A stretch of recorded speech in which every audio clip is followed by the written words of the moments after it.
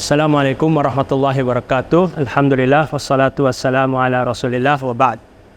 Kaum muslimin yang berbahagia, di antara problem yang mungkin terjadi di antara para aktivis dakwah adalah ketika sebagian aktivis dakwah melarang teman-temannya, pengikutnya untuk mengaji, untuk belajar dari ustadz-ustadz tertentu dengan melarangnya atau dengan mengatakan barangkali ini ustadz syubhat yang penuh kerancuan, jangan belajar kepadanya.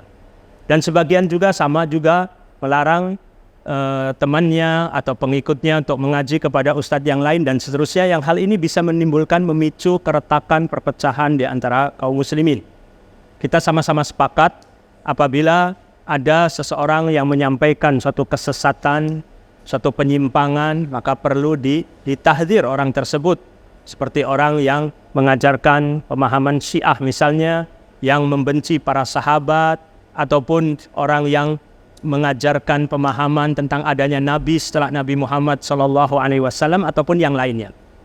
Tetapi masih banyak di antara kaum muslimin ini secara umum pemahamannya adalah lurus insya Allah, tetapi adanya kekurangan, adanya suatu kesalahan, adanya suatu penyimpangan mungkin dalam satu sisi. Bagaimana cara untuk meredam tidak terjadinya perselisihan menjadi lebih besar? Yang pertama, seseorang janganlah terlalu berperasaan yang menyebabkan tersinggung kalau dirinya seorang ustadz termasuk ditahdzir oleh sebagian saudara-saudaranya misalnya.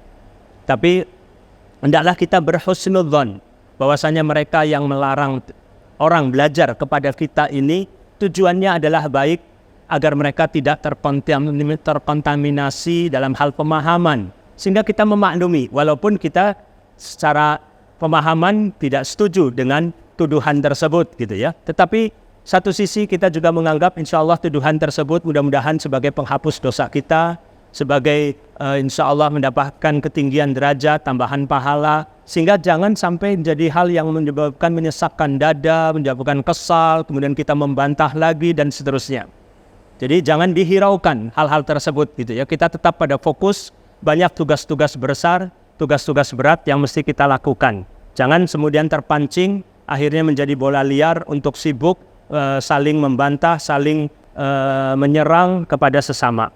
Kemudian juga yang paling penting sebenarnya perlu diajarkan bagaimana kaidahnya dalam hal belajar menuntut ilmu. Kepada siapa saja kita boleh belajar, kepada siapa saja kita, kaidah-kaidahnya orang yang boleh kita jadikan sebagai guru. Nah, ini penting. Ala kulli hal, sehingga tidak perlu dengan menyebutkan nama sebisa mungkin yang bisa menimbulkan perselisihan menjadi semakin besar. Semoga hal ini bermanfaat. Wassallallahu ala nabiyina Muhammad wa ala alihi wasahbihi wasallam. Wa akhiru da'wana alhamdulillahirabbil alamin. Assalamualaikum warahmatullahi wabarakatuh.